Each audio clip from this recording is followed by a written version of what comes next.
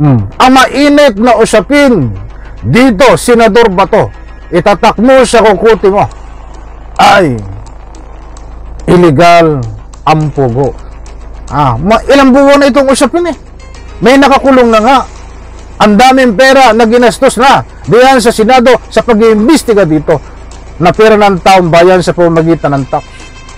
Sa Kongreso, inimbestigahan na din na lumalabas na illegal ang pugo. That's why ngayon, in relation, bakit po natin natalakay ito? Illegal na ito. Dahil according kay Senador Bato, malinaw naman diyan sa kanyang nabanggit. Wala daw namang illegal diyan sa pugo. Kung pugo ang pag-uusapan, legal man ang pugo. Di ba? Dumaan man yan sa pagkor. Kung regulated yung pagkor mo yung pugo.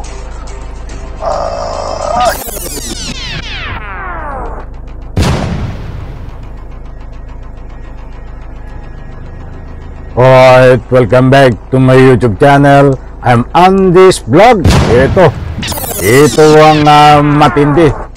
Mga mahal kong taga-subaybay, Senador Bato, hindi daw illegal ang pugo at pinagtanggol pa itong mga sindikato na ito.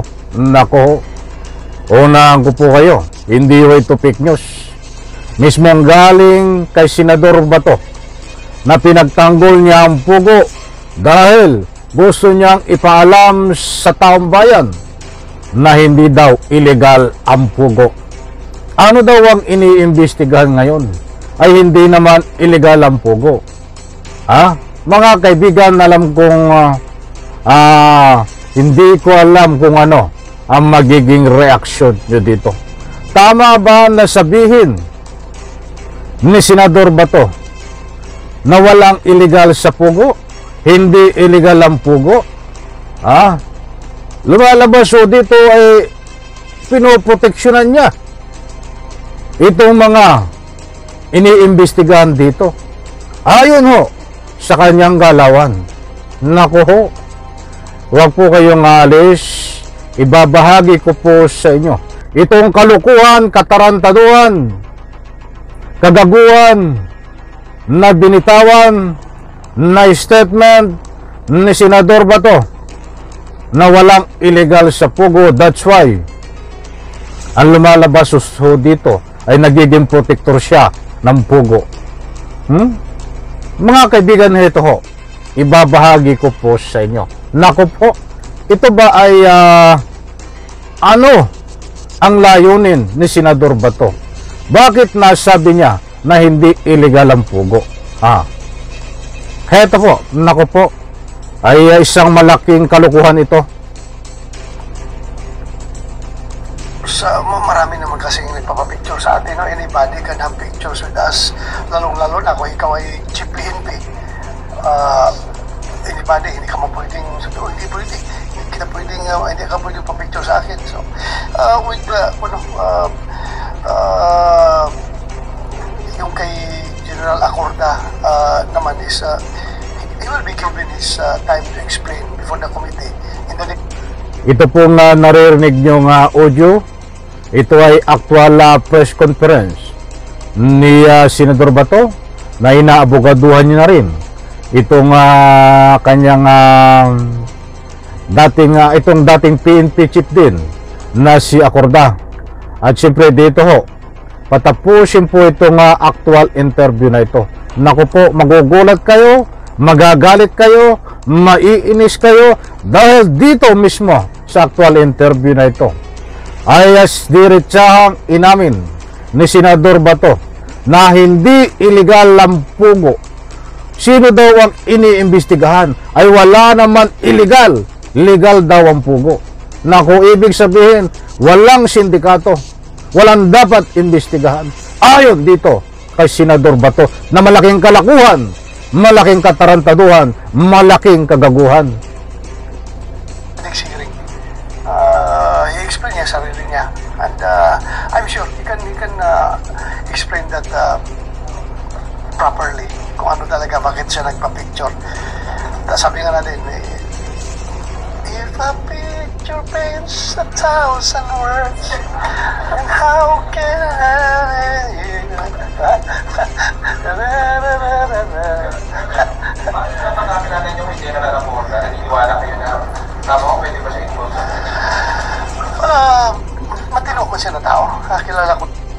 yan, kilala.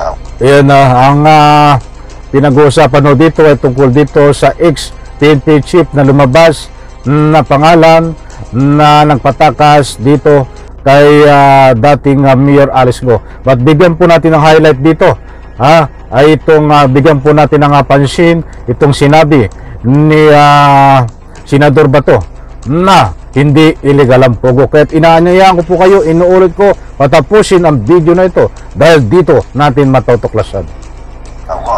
Ito nga ang masasabi ko, kung ikaw ay chief PNP na, nasa topmost position ka na ng organization, tutubihan mo pa yung sarili mo sa mga bagay-bagay na yan, na nandiyan ka na sa taas. Are you willing to stake out your neck for that?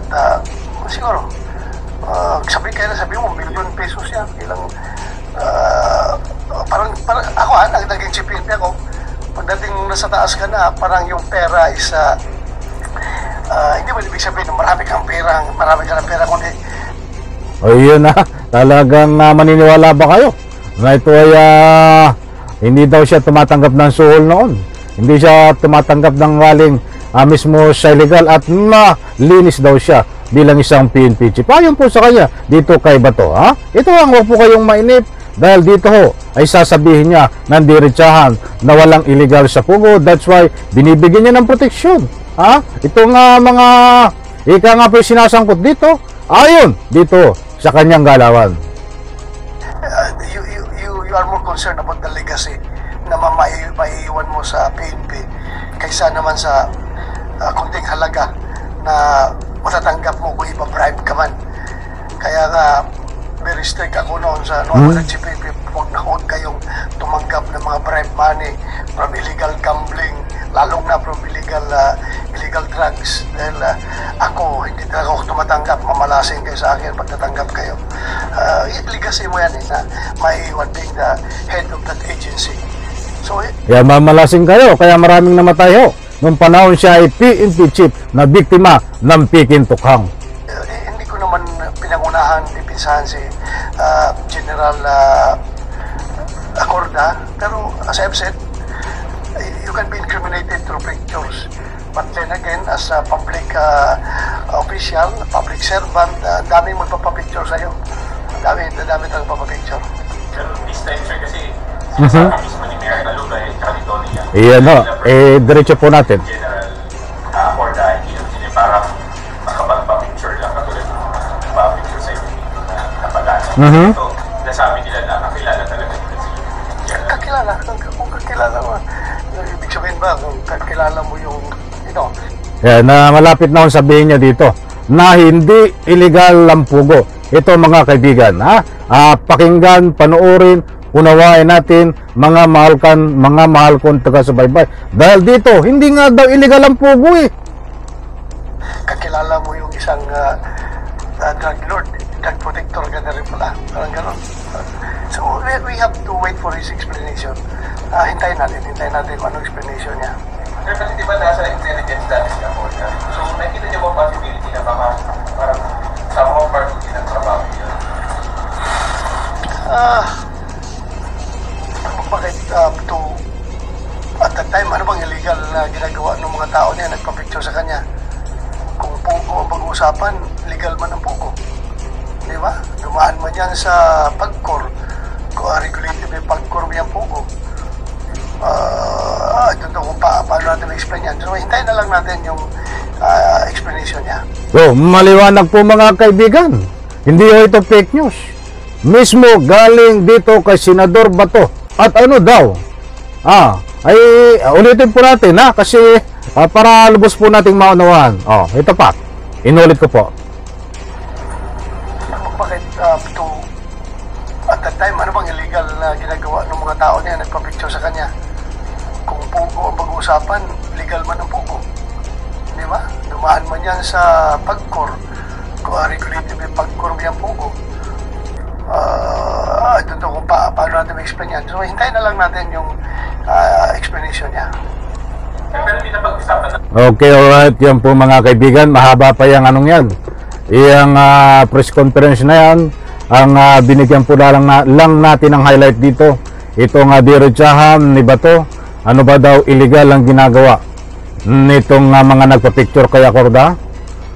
Ay illegal daw naman ang pugo. Ayon no dito kay Senador Bato. Ay alam niyo naman mga kaibigan, di ba? At lalong alam mo din Bato yan dahil ikaw ang nag-iimbestiga. Ang pinag-uusapan, ang mainit na usapin ay ito nga pugo na ikangay kahit rehistro. Diyan sa PAGCOR ay ginagamit lang front ang salitang pugo, but ang nalalaman at nakapaloob ay isang sindikato.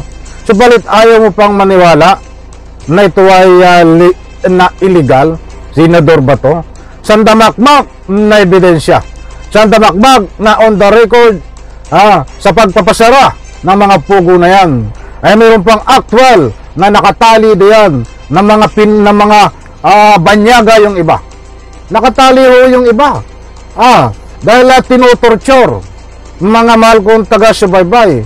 At lumalabas ho dito sa matinding pa-investigasyon na sindikato, itong international syndicate, itong pugo na ito, ginagamit lamang itong lisensya sa PAGCOR.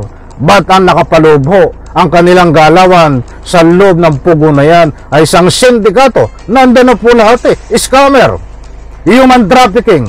That's why itong ang kinasuhan itong si Alice Go ng human trafficking na walang naka-rekomendang piyansa. Ang mainit na usapin dito, Senador Bato, itatak mo sa kukuti mo ay illegal ang pugo. Ilang buwan na itong usapin may nakakulong na nga. Ang daming pera na ginastos na diyan sa Senado sa pag-iimbestiga dito na pera ng taong bayan sa pamamagitan ng tax. Sa Kongreso, inimbestigahan na din na lumalabas na illegal ang pugo. That's why ngayon, in relation, bakit po natin natalakay ito? Illegal na ito. Dahil according kay Senador Bato, malinaw naman diyan sa kanyang nabanggit. Wala daw namang illegal diyan sa pugo. Dahil lisensyado ng PAGCOR. Anak ng katakot-takot, anong klaseng mayroong utak ka, Senador Bato? Diyos mio, Diyos por santo, mahabagin, maawa ka sa mga biktima, maawa ka sa mga na-scam nitong pugo na ito. Ang dami ng pinahirapan ito, tinorture. Palawakin mo ang kaisipan mo, Senador Bato, bilang isang senador. Hindi porke lisensyado ng PAGCOR ay legal na. Ayon sa pagsusuri at investigasyon, front lang nila ang salitang pugo at itong lisensya sa PAGCOR. That's why, muli kong uulitin, itatak mo sa kukuti mo, Senador Bato, ang galawan nila sa pugo ay isang international syndicate na may kasagwat dito ng pinakamataas, isang mataas na tao na kinanta, mainit-init pa na kinanta, itinuro sa pamamagitan ng executive session ni Alice Go, dating mayor ng Banban, Tarlac. Okay, alright, medyo kinulang tayo sa oras, mga mahal kong taga-subaybay. Bigyan po natin ng part 2 ito. Nabitin ako, alam kong nabitin din kayo. At sana alam ko nakuha nyo ang gusto kong ipunto dito. Maliwanag naman po, mga mahal kong taga-subaybay, ang binahagi ko po sa inyo tungkol dito sa ika nga po ay binitawan na statement ni Senador Bato na naniniwala siya na walang illegal sa pugo. Nako, nananaginip na naman dito ng gising, nakatulala sa hangin. Okay, alright, maraming salamat, pagpalain po tayo lahat. Isang like lang mo sa video na ito. Kung nagustuhan nyo po, diyan po sa comment section. Huwag po kayong maglala. Pwede po kayong mag-iwan ng anumang public opinion. Sa lahat po ng hindi pa nakasubscribe sa aking maliit pa na YouTube channel, please subscribe. Bye-bye, palakpakan.